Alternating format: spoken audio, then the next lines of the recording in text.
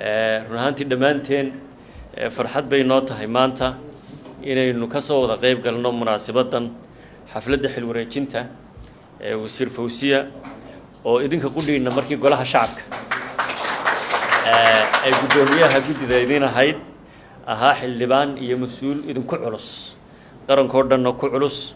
sababta aan ugu xulannay in wasaaradda tamarta iyo kheyraadka biyaha ay hoggaan u noqoto waxa weeye kow muhiimadda ay leedahay nolosheenana ku leedahay biyaha oo ah nolosha muftaaxeedii oo dhan haddaanay biyo jirin nolol jiri mayso waraabkii baa loogu baahan yahay daaqsintii baa loogu baahan yahay xoolihii baa loogu baahan yahay quruxdii dalka ayaa loogu baahan yahay dhismihii baa loogu baahan yahay waxaynu leenahay laba webi oo dhaadheer oo dhul badan oo Soomaaliyeed ku yaal waraabiya beeri iyo dalagii looga faa'iideyn karo iyo dhul kheyraad ku leh dhammaan kheyraadka wadan yeelan karo oo dhan marka biyuhu waa muftaaxa nolosha ama kuwa roob ku yimaada ha noqdaan ama kuwa webiyadu inoo keenahan ha noqdaan sidii aynu uga faa'iideyn lahayn tamar uga dhalin lahayn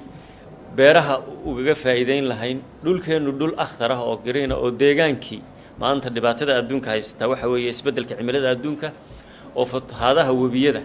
iyo roobab halliga dalagii iyo xoolihii dadkii barakiciya iyo mar labaad abaar baahsan oo dhacda oo iyaduna dadkii barakicisa marka laba ayaynu u dhaxaynaa waana nolosha Soomaalidu siday weligeed ahaan jirtay mar jiilaal oo ay guurayaan iyo margu ah oo ay leynayaan xoolihii iyo wax walba roobkii iyo biyihii marka sidii loo maareyn lahaa ee loo maamuli lahaa biyaha kuwa webi ha noqdaan kuwa roobka Ilaahay na siiyo guga iyo dayrta ha noqdaan fatahaadaha inayna sameeyno dalagii iyo xoolihii iyo dadkiiba aysan barakicin looga shaqeyn lahaa kayd looga sameyn lahaa waa shaqada ballaaran ee weyn ee u taalla wasaaradda wasiirkuna hormood ka noqon karto qaybta labaad ee nolosheena muhiimka u ah ee aan horumar la gaari kara haynin ee aan maalgashi la sameyn kara haynin ee aan warshado dalka laga sameyn kara haynin ee aan kobaca dhaqaaluhu heer gaari kara hayno waxa weeye tamarta nalka haddaanay jirin tamartaasi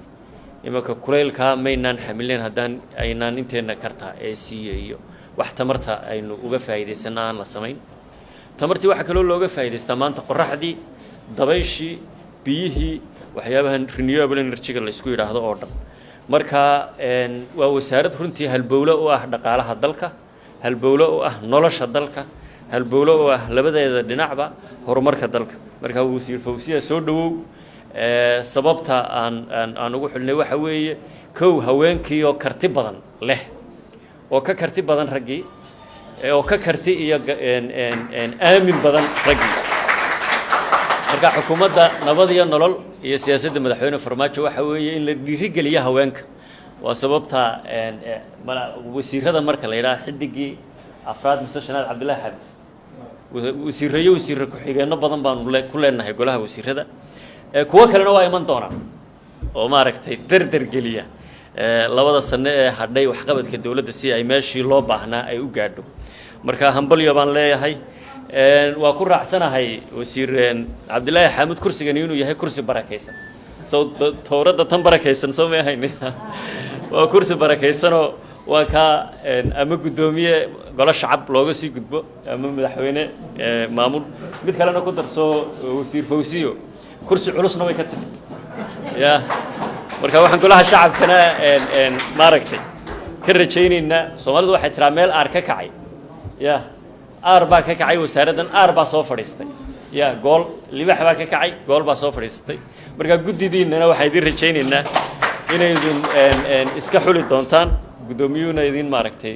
mas'uul culus oo xildhibaan oo dardar geliya qaybta amniga aynu u baahannahay arrimaha gudaha shaqooyin badan baa inaga xidhan horaa loo yidhi hadal badani hamuuma buuxsho waqti aaminana waa joognaa salaadii duhurna waa inagu dhowdahay kolley golaha shacabkana waa idin sugayaa waa ku noqonaysaan hawl culus idin taallay waxaynu u gudbi doonaa oo aynu gudageli doonaa xil wareejintii oo si rasmi ah inoogu dhacda wasiir markaad xilka la wareegtaba hawlo badan oo shaqo oo shaqadaadu ka bilaabmi doontaa wasiir Cabdullaahi Xamed iyo xafiiska ra'iisul wasaaruhu oo ah wasiir kasta isla xisaabtanka oo anaga muhiim noogu ah iyo habdhaqanka looga baahan yahay wasiirka iyo sida uu shaqayn doono waa wada fadhiisan doonaa soo dhow baan ku leenahay